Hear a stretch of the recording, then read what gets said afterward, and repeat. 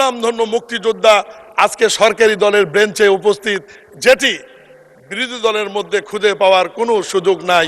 মাননীয় স্পিকার, মাননীয় সদস্য, এক মিনিট বিরোধী দলের বেঞ্চেও মুক্তিযোদ্ধা রয়েছেন। আমি নিজেই রণাঙ্গনে দেখেছি গাজী নজরুল ইসলাম সাতক্ষীরা, তিনি একজন মুক্তিযোদ্ধা। Please continue. মহামান্য রাষ্ট্রপতি একজন অত্যন্ত ভাগ্যবান ব্যক্তি। এই ভাগ্যবান ব্যক্তির বক্তব্যের উপর আলোচনা করার সুযোগ পাওয়াতে নিজেকে ভাগ্যবান মনে করছি। এই কারণেই রাষ্ট্রপতিকে আমি ভাগ্যবান বলছি। মহামান্য রাষ্ট্রপতি এই প্রথম একজন রাষ্ট্রপতি যিনি তিনটি সরকারের শপথ দিয়েছেন। প্রথমত বিনা ভোটে নির্বাচিত একটি সরকারের উনি শপথ দিয়েছেন। দ্বিতীয়ত সংবিধানে নাই, কিন্তু আন্দোলনের মাধ্যমে একটি অন্তর্বর্তীকালীন সরকার এসেছে ডক্টর মোহাম্মদ ইউনূসের নেতৃত্বে। সেই অন্তর্বর্তীকালীন সরকারের উনি শপথ দিয়েছেন। সর্বশেষ জনগণের ভোটে অবাধ, সুষ্ঠু, নিরপেক্ষ নির্বাচনের মাধ্যমে নির্বাচিত মানুষের বহু আকাঙ্ক্ষিত একটি সরকার, যেটি মাননীয় প্রধানমন্ত্রী জনাব তারেক রহমানের নেতৃত্বে গঠিত হয়েছে, সেই সরকারের উনি শপথ দিয়েছেন। মাননীয় স্পিকার, আজকের এই সংসদটি একটি অনন্য বৈশিষ্ট্যর সংসদ, যে সংসদে 219 জন নতুন সংসদ সদস্য। এর মধ্যে সংসদ নেতা মাননীয় প্রধানমন্ত্রী নিজেও প্রথমবারের মতো নির্বাচিত হয়ে এসেছেন, এবং মাননীয় বিরোধী দলের নেতা তিনিও প্রথমবারের মতো সংসদে নির্বাচিত হয়ে আসছেন। আমি নিজেও প্রথমবারের মতো নির্বাচিত হয়ে এই সংসদে এসেছি। এই সংসদে 219 জন নতুনের মধ্যে আমাদের বিএনপি থেকে নির্বাচিত 146 জন নতুন সংসদ সদস্য হিসেবে আমরা নির্বাচিত হয়ে আসছি। রাষ্ট্রপতি ভাষণের ওপর আলোচনার পূর্বে আমি যেহেতু বগুড়া থেকে নির্বাচিত, বগুড়ার দুই একটি কথার আলোচনায় না নিয়ে আসলে বগুড়ার মানুষের কাছে জবাবদিহি করতে হবে মাননীয় স্পিকার। এই কারণে আমি প্রধানমন্ত্রীর উপস্থিতিতে মন্ত্রী পরিষদের সদস্যদের বলতে চাই, বগুড়া জেলা বিগত 19 বছর উন্নয়ন বঞ্চিত একটি জেলা।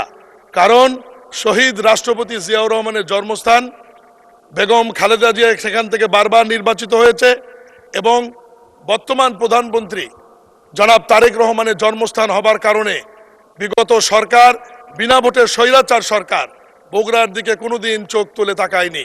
এই কারণে আমি অনুরোধ করব, যে প্রকল্পগুলি চলমান আছে, যেমন বগুড়ার বিমানবন্দর, সিরাজগঞ্জ থেকে বগুড়া পর্যন্ত রেল সেতু, বগুড়ার বিশ্ববিদ্যালয় সহ বগুড়ার যে জরুরি অবকাঠামো উন্নয়ন এবং উন্নয়নের রাস্তাঘাট সহ যে বিষয়গুলো সংশ্লিষ্ট মন্ত্রণালয়ে বিবেচনাধীন আছে, মাননীয় মন্ত্রীরা আপনারা দয়া করে বগুড়ার উন্নয়নের জন্য যা যা করার প্রয়োজন, 19 বছরের ঘাটতিগুলি, 19 বছরের অনুন্নয়নের বিষয়গুলি আমলে নিয়ে জরুরি ভিত্তিতে এ ব্যাপারে পদক্ষেপ গ্রহণ করার জন্য অনুরোধ করছি।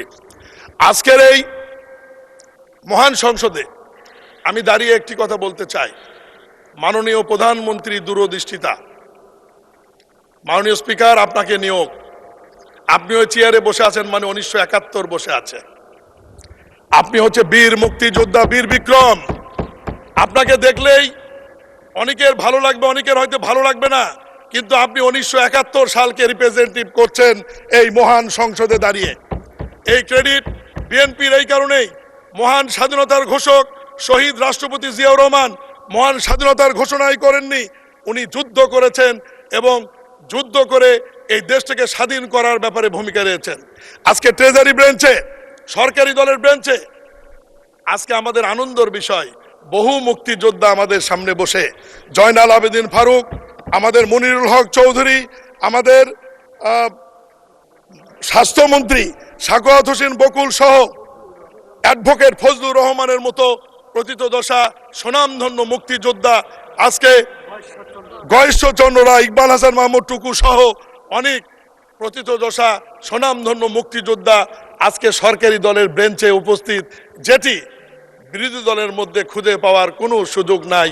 মাননীয় স্পিকার, মাননীয় সদস্য, এক মিনিট বিরোধী দলের বেঞ্চেও মুক্তিযোদ্ধা রয়েছেন। আমি নিজেই রণাঙ্গনে দেখেছি গাজী নজরুল ইসলাম সাতক্ষীরা, তিনি একজন মুক্তিযোদ্ধা।